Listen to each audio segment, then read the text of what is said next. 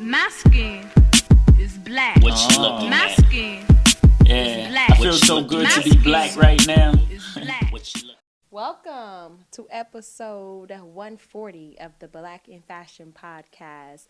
Guys, I cannot believe I'm at 140. I feel like I say this every time I hit like another 10 episodes, but I was looking back at when I first started the podcast, and I started this podcast in 2018, which means that it'll be 5 years this year that I've been doing this stuff consistently. So that's crazy to me. But I thought it would be great for episode 140 for me to just go over some current things that's just going on throughout. I can say it's going on in the fashion industry. You know, I like to share my experiences, and I like sharing my experiences because I think that they can help other people, and then also just give you a little bit of perspective of an entrepreneur that is going what they go through on a day to day. Now, I feel like in Instagram and we always talk about all the great things about being an entrepreneur, and I like to keep it a G. Okay, it is not what it's cracked up to be all the time. Sometimes I'm just like, why the hell won't I just go get a 9 to 5? Now, currently in my business, in my multiple business and stuff like that, I do know that we are coming upon our slow season. So our slow seasons, is usually the summer months, which I feel like a lot of businesses tend to kind of slow down in the fashion in the summer. I don't know why, but it's just, I do know why, because people aren't shopping as much. So they're spending their money on vacations, they're spending their money on outings, they're not spending that money, and people aren't necessarily investing in the summer months because they're too busy, using the, that grind season money to, hang out in the summertime. So business is just slow. So because I know that I need to supplement that income because the last 2 years I've seen the same trend.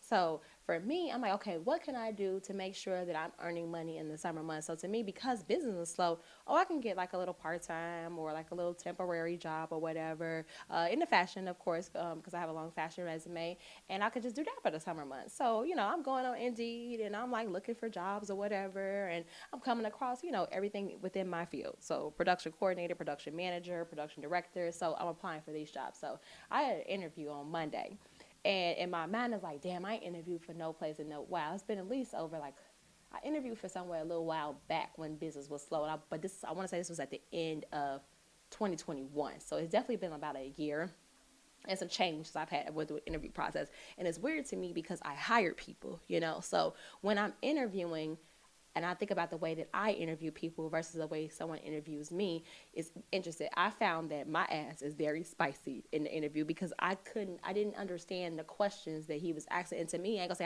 I didn't understand them. I understood them, but them goddamn questions was stupid, okay? So let me just tell y'all real quick because this shit is funny to me.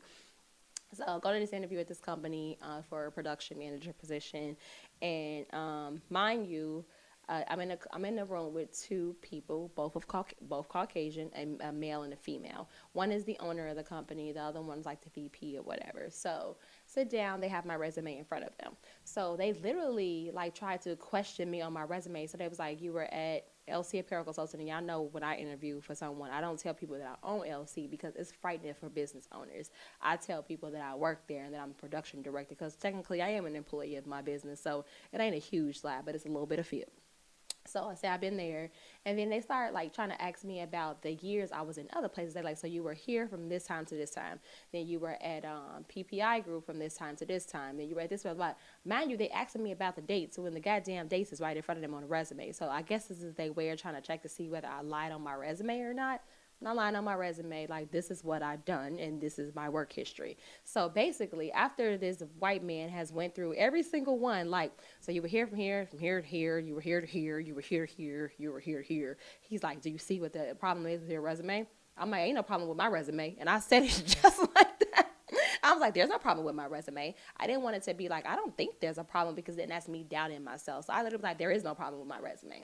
And then he's like, well, you haven't stayed anywhere for a long time. And I'm like, and why should I?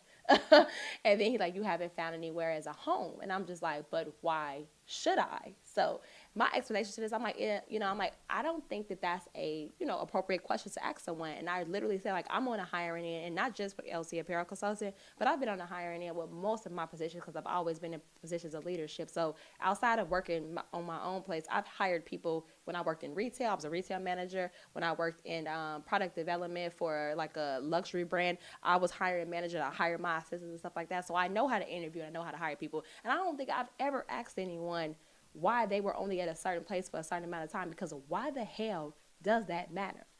So this is my simple philosophy when it comes to that.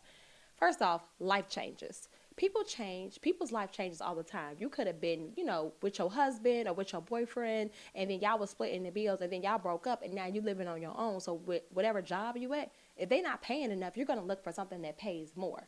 Or you got to move. Let's say you switch states. I moved from Chicago to New York. So, of course, I have to switch jobs. So I don't think that's an accurate question to ask someone, because when someone's life changes, what they need from their career and their day-to-day also changes. So that was my first point, which I had to say to him.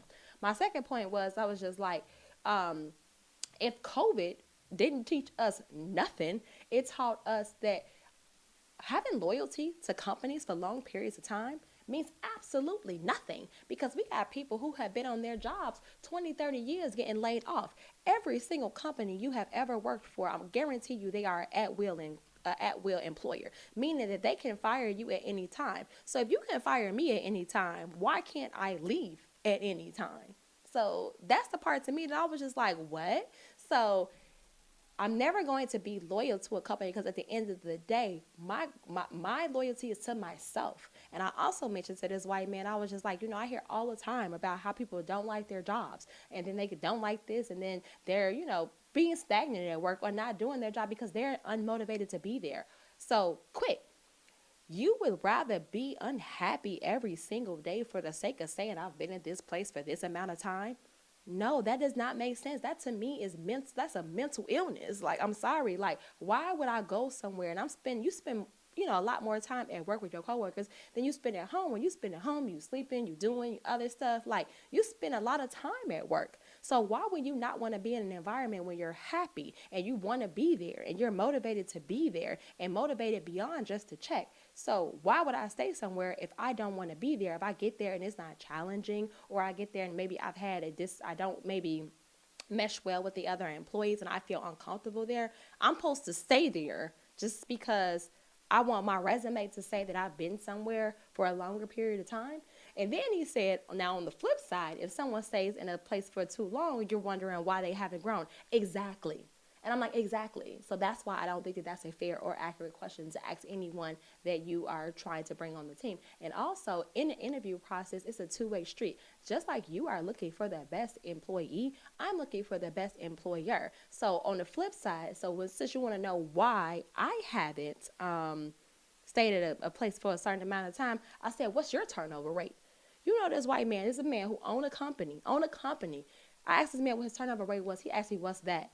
There go the problem right there, because you don't even know what turnover means. Turnover means your retention to your employees. If you're constantly hiring, it's something wrong with you. Okay? Because if your turnover rate was really, really low, you probably wouldn't even be hiring for this position right now. So while you're interviewing someone and trying to, check them on why they should not have so many things on their resume, and you don't even know what your turnover rate is in your company, was preposterous. And then I went ahead and asked the lady, I said, well, how long you been here? She said, I've been here for 23 years. I'm like, why you been here so long? Like, what do you like about this company? And she's like, well, it's a family company. That's the only reason? Well, I'm not your family, and you're also supposed to be here to impress me too, to make me want to be an employee. So if I'm not family, and I'm asking you, why do you enjoy working here? I expect a better answer than, it's a family company.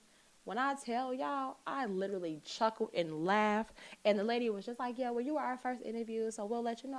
I literally was just like, you don't have to let me know, because in all honesty, I would never work for a company like this. You have an amazing day, ma'am. And I walked out. Like, what the hell?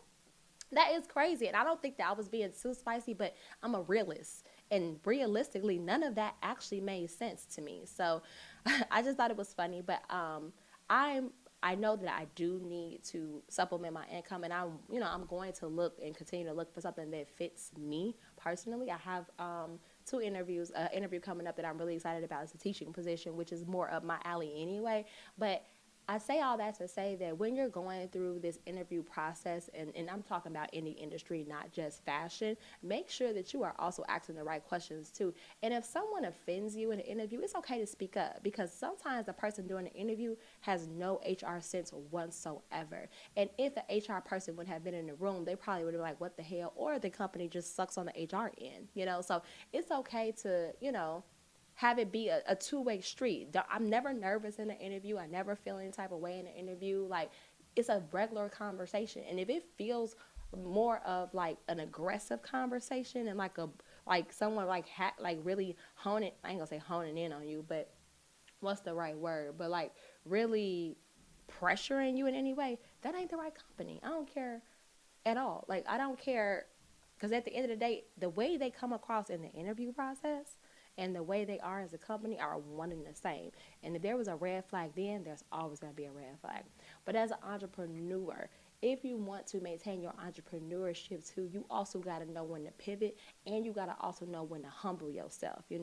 I've had, a lot of different challenges financially within the business, just because it is what it is. We have a lot of clients, but then we get clients that don't pay. We get clients that want to file chargebacks. We get clients that, just bit off more than they can chew. And there's nothing I can do about that. My business is not it's not essential. Like, you're going to pay your rent and you're going to pay your bills before you pay me or whatever. And I totally get that. But what that does is put me in a position to either have to, go get a part-time job or do something else. And that's okay. I'm secure enough with myself that I'm okay with going to work for somebody else temporarily until I get back to where I want to be. I don't give a damn about having something on my resume for 3 months. I probably won't put it on there at all, because it's just for me to make sure I have, some income coming in over the months where I know that we're a little bit slower. So I hope that story helps someone. I thought it was interesting, and I just like to share my experiences because I always feel like they can help others as well.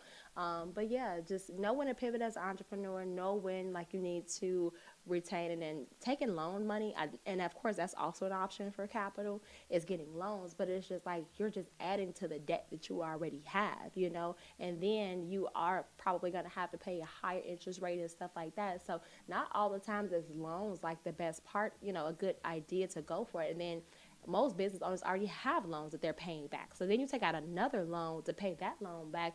And that's not what I want to do. I want to earn money, and I want to make sure that I continue to pay, all of my operation expenses, as well as my personal expenses, my payroll, without pulling myself more into debt, So, and that only will come from actually working and of course, I will do classes and workshops and stuff like that, but I also don't want to take on a whole bunch of more clients and then increase our workload so much that we're falling behind, and then that affects our productivity and our reputation as a business. So that's all just something to think about, as entrepreneurs when money is low. It's nothing wrong with getting a part-time job, a contract job, a temporary job. Don't feel no type of way about being in entrepreneurship and then having to go and supplement your income in another way. It don't matter. Money is green. Work is work. It is what it is, just as long as you have a plan and and an out game. If you end up liking it and you stand there, figure out a way to make it work for you, work part-time, but do what you got to do to sustain and, stay positive. And of course, keep filling out those grant applications. I did get one recently, which I'm very, very happy about, but to me, it don't even scratch the surface of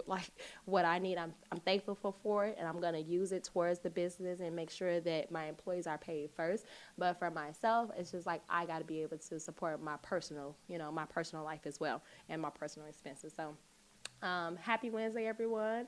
And I hope you guys enjoyed this quick little just story time of interviewing and pivoting when you need to, and just being confident and being humble when it's time to pivot, and not waiting too far where you gotta stop selling or stop working in your business completely or give it up because you didn't make the decision beforehand to pivot when you needed to. So you guys have an amazing day, and I hope that this is helpful. If you're reading this or if you listen to this on your way to work, or you're working on something right now, I hope it was inspirational and motivational, because that's what I stand for. So on that note, guys, I will see you guys on episode 141. Peace out, and like I always say, stay black. Bye.